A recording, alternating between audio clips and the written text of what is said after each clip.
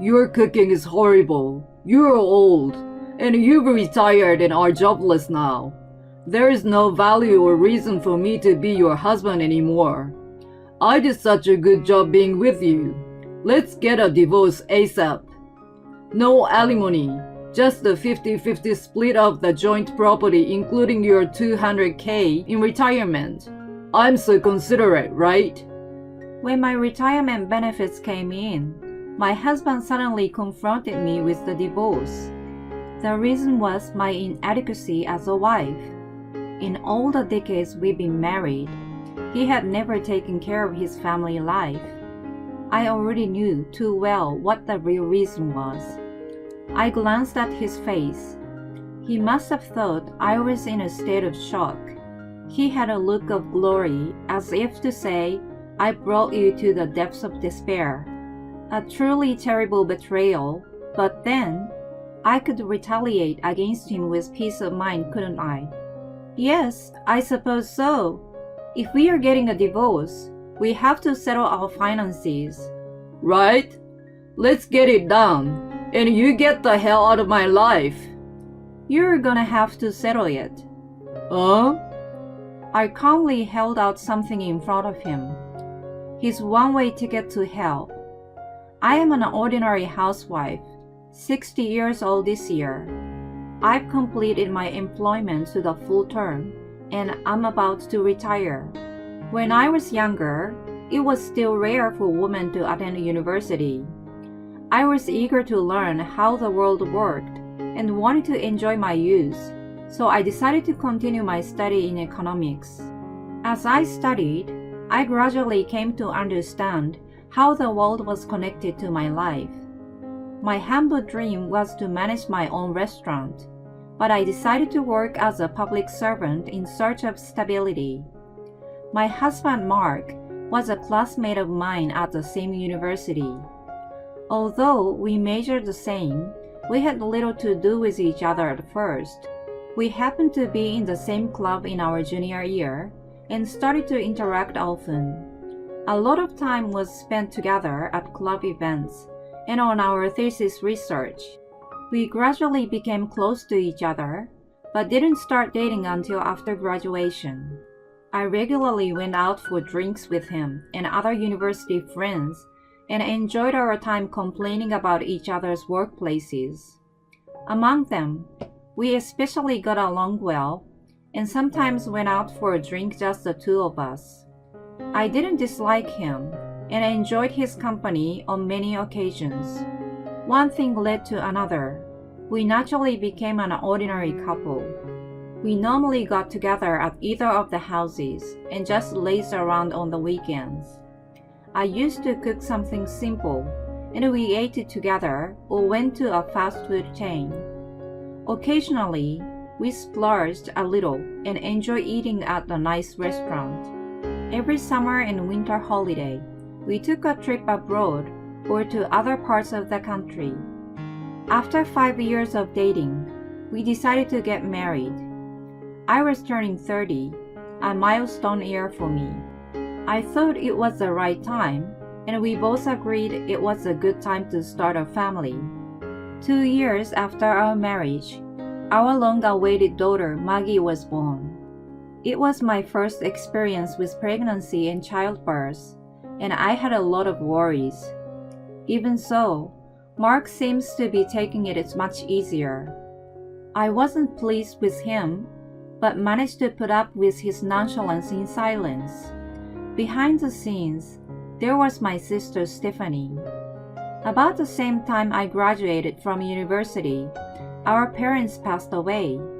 She got a job right out of high school, and I was already employed, so we were financially stable. We both loved our parents and supported each other through hard times. We lived about a 10 minutes walk apart, and if something happened to either of us, we ran to each other immediately. She was unmarried and not dating anyone. She had a pessimistic view of a relationship as a result of having numerous scumbag boyfriends after high school. The first guy she dated was quite a playboy, who cheated around on her. He had borrowed money from a loan shark under her name and went on a spree. Thanks to him, she still carried distrust and avoided meeting men. She understood me well. When I told her I was pregnant and struggling, she cared for me more than anyone else and came over every day to help me with the housework. Mark had an old-fashioned idea and refused to do any chores. I was working and doing housework while my morning sickness was so bad. I was totally exhausted until I went on maternity leave. Stephanie really helped me throughout, and I was able to deliver without any problems.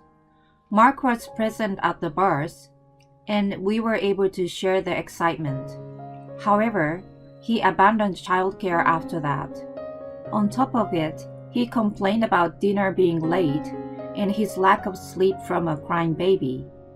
He became grumpier by the day.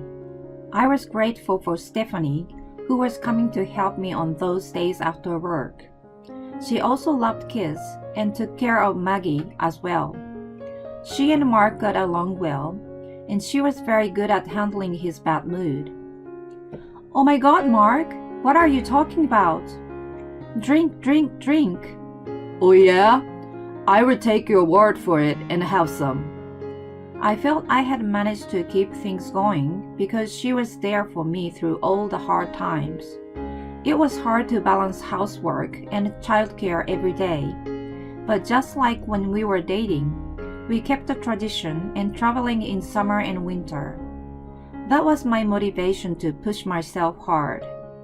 Fortunately, Maggie grew up healthy. I was relieved that she was able to enter the university of her choice. She went on to study Spanish at the university. She loved traveling abroad and wished to find a job that she was passionate about. She looked for something she could keep training her skill. After graduation, she became a translator at a trading company. She assisted in translating difficult documents, and I couldn't help but be a proud parent. She was finally on her own, and I was approaching my retirement age. I had saved enough money and would receive a large sum of retirement fund. Since I was going to have a lot of time, I wanted to try something new. In the meantime, I noticed something strange. Mark was coming home late those days.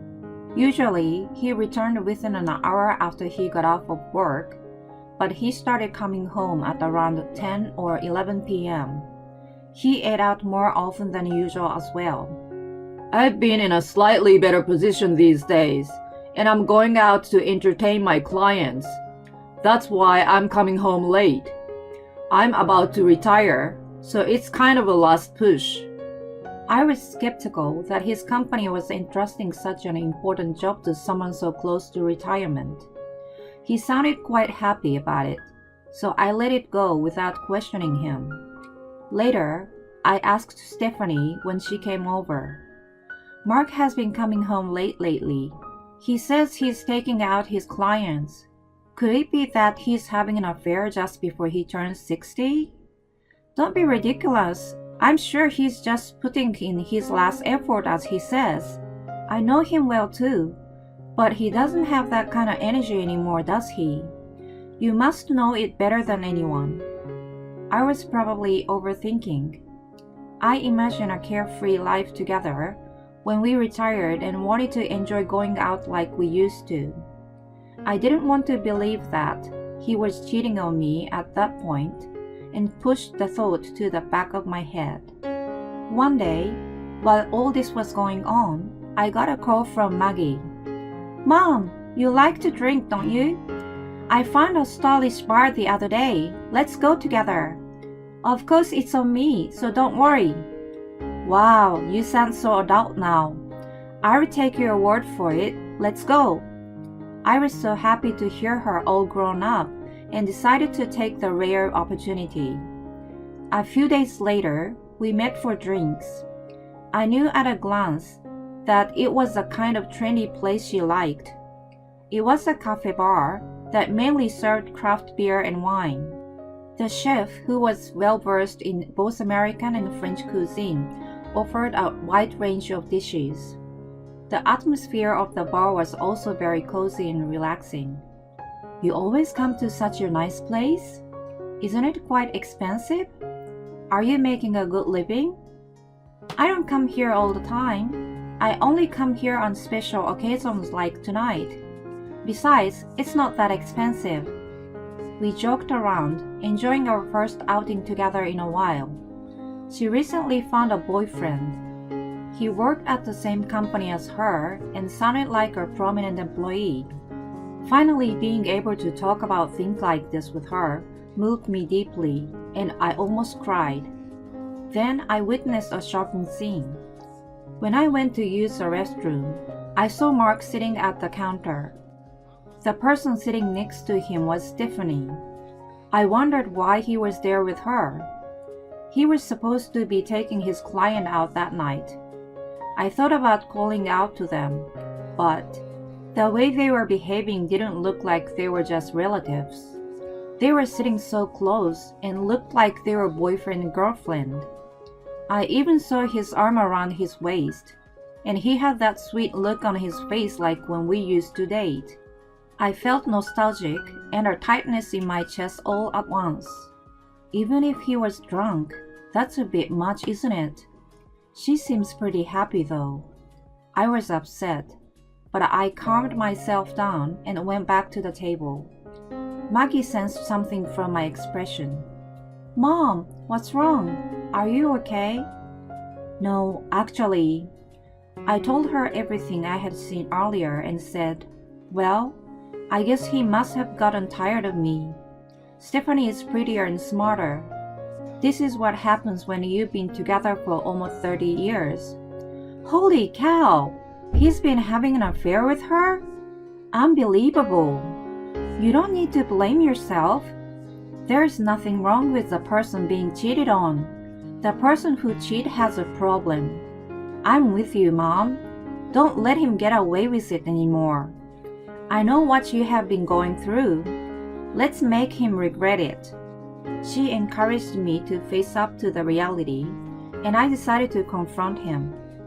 With advice from her, I started off by secretly taking pictures of them together as evidence. 3 months after the shocking encounter, I finally reached retirement.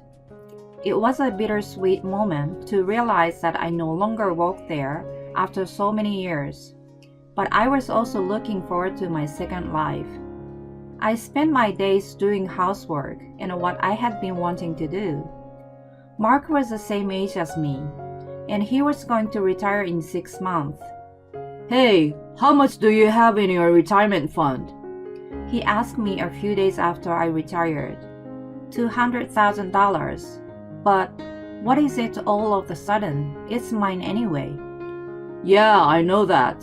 I'm just asking so that I can visualize how much I will get in 6 months. I could see that he was grinning, but I pretended not to notice. Then, his attitude suddenly changed about 2 months afterward. "We were getting a divorce." "Excuse me? What's going on?" "I've been thinking for a long time that I don't like your cooking. I've never really thought it tasted good. I used to think you were pretty, but now you're older. You've become really haggard. I'm even embarrassed to walk outside with you. You lack empathy too. That's pretty fatal for a woman, don't you think? I don't know how I have been able to put up with you all this time.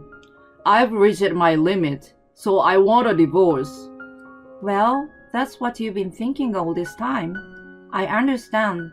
Let's get a divorce." I can't be with someone who despises me either. I immediately agreed with him. He grinned and spoke enthusiastically. "Thank you for all your hard work. Now it's time to talk about our finance. I'm going to take your retirement fund.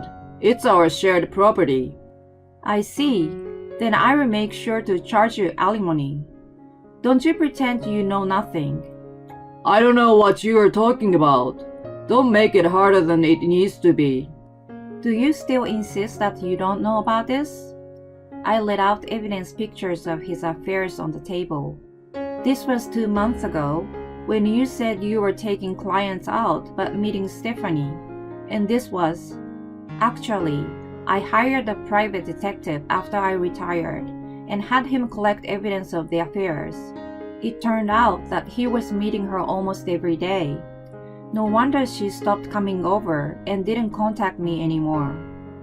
From now until the divorce is finalized, I'm going to stay with Maggie. You can have Stephanie move in and live together. Anyway, I will not be coming back. So long. I packed my suitcase with everything I needed and headed right over to Maggie's house. I informed her of the whole situation, and she warmly welcomed me in. I see you finally got it all done. Good job, Mother. Make yourself at home until you find your own place. Thank you.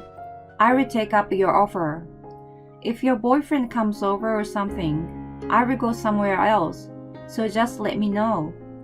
From there, I filed for divorce from Mark and civil tort claim against Stephanie through the lawyer I had consulted beforehand.